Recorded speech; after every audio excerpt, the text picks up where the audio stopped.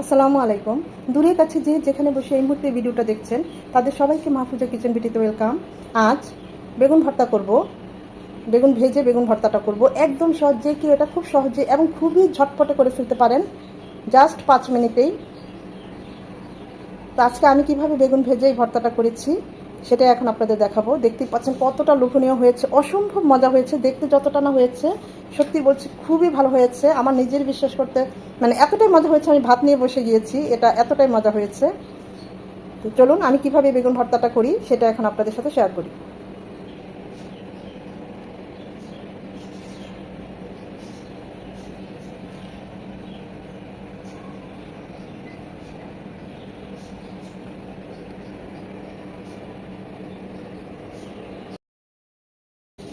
বেগুন ভর্তা করব, সেই জন্য এরকম কষে দেখুন কি তাজা তরতাজা বেগুন কিনে এনেছি বাজার থেকে, ভালোভাবে ধুয়ে নিয়েছি। আজকে এই বেগুন ভর্তাটা পুরো ভর্তা করব না, ভেজে ভর্তা করব। খুবই সহজ এবং খুবই শর্টকাট এই বেগুন ভর্তাটা, কিন্তু খেতে অসম্ভব মজা। এখন ভিতরে কেমন জানি না, কাটলে বোঝা যাবে। এগুলো এখন সাইজ করে কেটে নেব। ভেবেছিলাম বেগুনের ভিতরে পোকা থাকতে পারে, কিন্তু না, বেগুন দুটো একদম ফ্রেশ। দেখুন একটু মানে কোনো দাগ টাগ নেই। তো যাক, খুব ভালো লাগলো। অনেক সময় কিন্তু পোকা বা এরকম কেমন একটু দাগ দাগ থাকে। তো বেগুনগুলো ভর্তা করব, কিছু কয়েকটা ভাজি করব, সেজন্য দিয়ে দিচ্ছি সামান্য হলুদ গুঁড়ো, সামান্য মরিচ গুঁড়ো,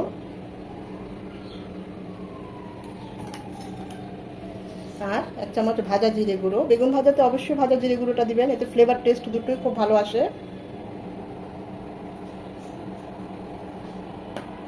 স্বাদ মতো লবণ তো লাগছেই।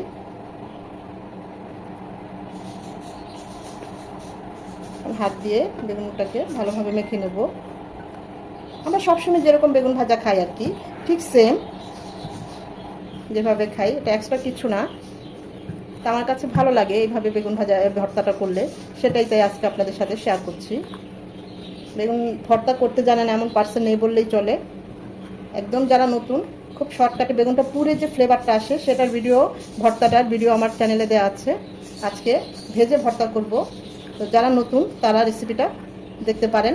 শর্টকাটে খুব তাড়াতাড়ি বেগুন ভর্তার স্বাদ নিতে পারবেন, অসম্ভব মজা হয়, অসম্ভব মজা। রেস্টে রাখার কোনো দরকার নেই, সাথে সাথে আমরা চুলায় চলে যাব।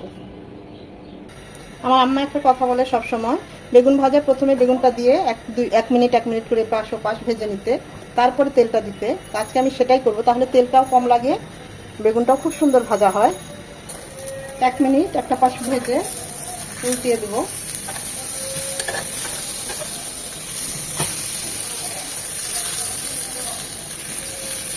ওই পাশটাও 1 মিনিট হবে। এখন দিয়ে দিব তেল। আমি তো সয়াবিন তেলে ভাজছি, আপনার চাইলে সরিষার তেলেও ভাজতে পারেন বেগুনটা।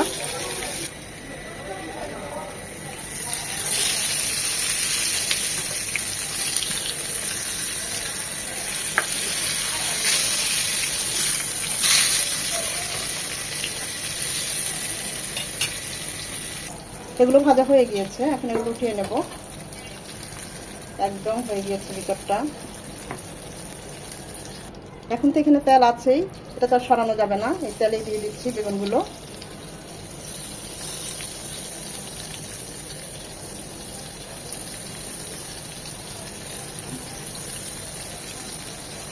একইভাবে ওই বেগুনগুলো ভেজে নেব।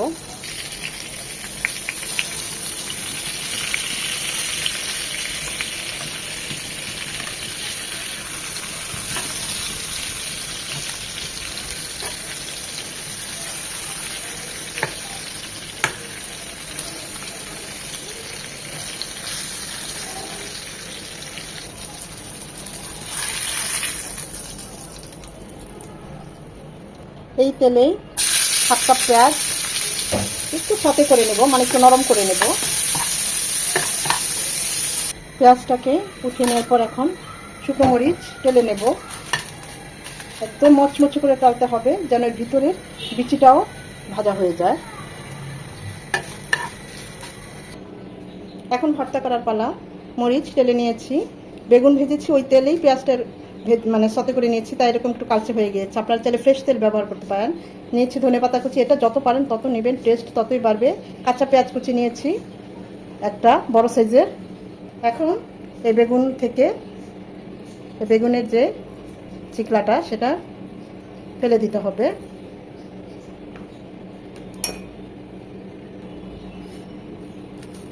ঝালটা যে যেমন পছন্দ করেন, আমি কিছুটা উঠিয়ে নিচ্ছি কারণ বড় বাবু খাবে, তাই অত ঝাল দিচ্ছি না। আপনারা আপনাদের পছন্দ অনুযায়ী ঝালটা দিয়ে দিবেন। এখানে চাইলে কাঁচামরিচও ব্যবহার করতে পারেন, কাঁচামরিচের এক টেস্ট আর এরকম শুকনো মরিচের আরেক টেস্ট। আবার চাইলে দুটোই ব্যবহার করতে পারেন, কাঁচামরিচটাও একটু এরকম ছেঁকে নিতে পারেন। আমি কিন্তু বেগুনগুলো যখন ভাজার সময় লবণ দিয়েছি, তাই লবণটা খুব বুঝে দিতে হবে।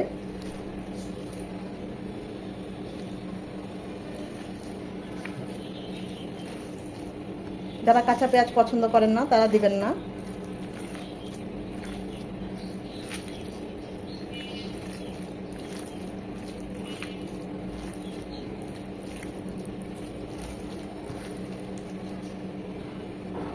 টেস্ট করেছি, সামান্য একটু লবণ লাগবে, প্রথমে দিলে কিন্তু ধরা খেয়ে যেতাম।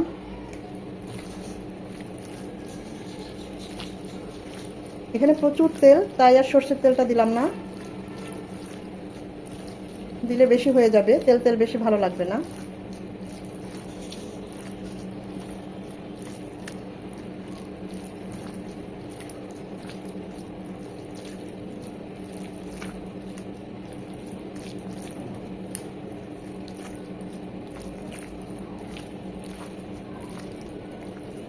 বাস তৈরি হয়ে গেল আমাদের বেগুন ভর্তা, খুবই ঝটপটে। এইভাবে বেগুনটা ভেজে কে কে ভর্তা করে খান আমাকে কমেন্ট সেকশনে অবশ্যই জানাবেন। আবার বেগুনটা পুড়ে যে ভর্তাটা, সেটাও আমার ভিডিও আমার চ্যানেলে দেওয়া আছে, সেটাও দেখে নিতে পারেন। সেটার একটা স্মোকি ফ্লেভার, অসম্ভব ভালো লাগে ওই বেগুন ভর্তাটা। এটাও অন্যরকম একটা টেস্ট, অসম্ভব মজা হয়েছে। টেস্ট করেছি, সত্যি বলছি, নিজে করেছি সেজন্য বলছি না, এতটা মজা হয়েছে প্রত্যাশারও বাইরে। এভাবে অবশ্যই একবার হলেও ট্রাই করবেন যারা এখনও ট্রাই করেন নাই। আমি এই বেগুন ভাজির উপরে যে একটা ধনেপাতা কুচি ছড়িয়ে দিলাম।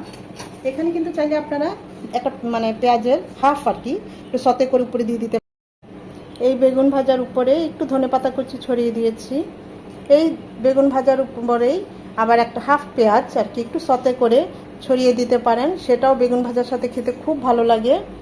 আর এভাবে বেগুন ভর্তা করলে তো অসম্ভব, একদম অমৃত, আর কি বলবো, এতটাই মজা হয়েছে।